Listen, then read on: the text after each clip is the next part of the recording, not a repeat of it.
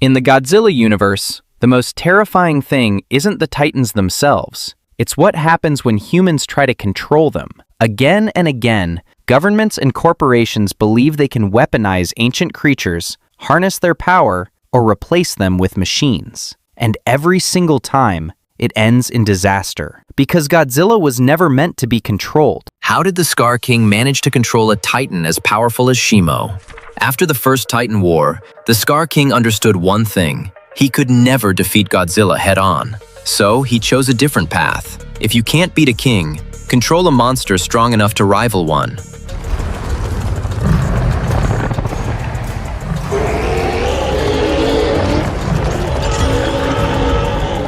One theory suggests he led an army of lesser titans to overwhelm Shimo. Alone, he wouldn't stand a chance against a primordial titan of her scale.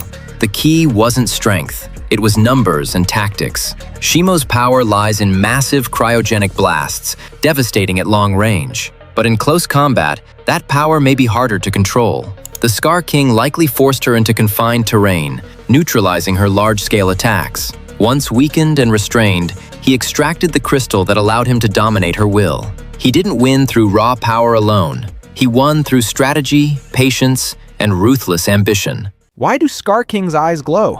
When he first appears in Godzilla x Kong, The New Empire, Scar King's eyes shine in the darkness. It's unsettling. The director suggested it's because he lived underground for so long that his eyes reflect light, like a cat's.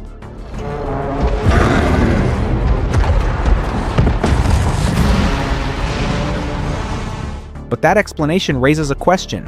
Why don't the other apes glow? The answer might be lifespan.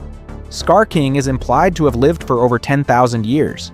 Meanwhile, Kong visibly ages within less than a century. His size and beard color both change. That suggests their lifespans are very different. There's another clue. When Shimo appears, her eyes glow as well. Scar King has long been exposed to Shimo's crystal energy. Perhaps that power extended his life. And over thousands of years, his body evolved. The glowing eyes may be a side effect of that evolution. If this theory is true, Kong may eventually seek a similar way to survive longer. Otherwise, we might one day get a Logan-style aging Kong story. Why did Kong chase Titan X? In the Monsterverse, top titans like Kong and Godzilla aren't just fighters. They are enforcers of balance. When nature is disrupted, they correct it. Titan X wasn't a random invader. It emerged from the Axis Mundi portal, unstable and powerful. Dr. Randa! Dr. Randa, please! We gotta go! Please! A force capable of reshaping ecosystems and even overpowering other titans. That makes it a global threat. When humans fled from the portal, Kong understood immediately. Whatever scared them was the real danger. So chasing Titan X wasn't personal, it was strategic. Stop the source, prevent the spread. On the surface, Kong seems hostile to humans, smashing facilities and swatting helicopters.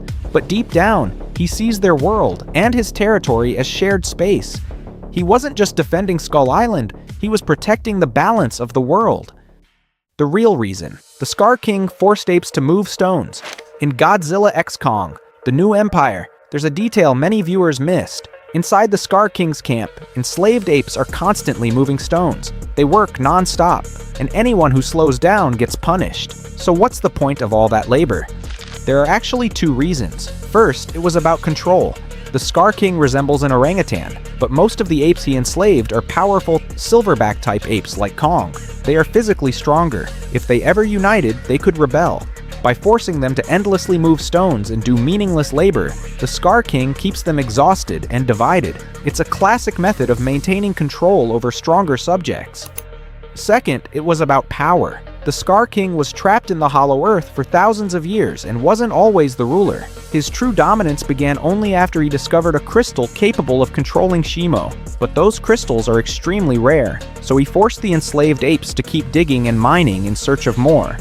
On the surface, it looks like pointless stone moving, but in reality, the apes were both being controlled and forced to search for weapons that would strengthen the Scar King's rule. That's why many fans see Scar King as one of the most ruthless tyrants in the Monsterverse. When was Titan X locked inside Axis Mundi? This is one of the biggest mysteries in Monarch.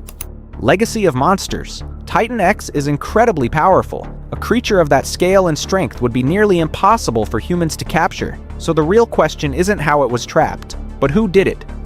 Let's start with the timeline. Back in 1957, Keiko Miura and Lee Shaw encountered Titan X on Earth. At that time, it clearly wasn't imprisoned yet, which means Titan X must have been trapped in Axis Mundi sometime after that event. Now think about what kind of creature could overpower a Titan like that. It would have to be another Alpha Titan, and there's only one that truly fits the role: Godzilla. If Titan X became too dangerous and started disrupting the natural balance of the planet, Godzilla may have stepped in. He could have dragged Titan X into Axis Mundi and sealed it there, possibly burying it beneath mountains or terrain to ensure it could never escape.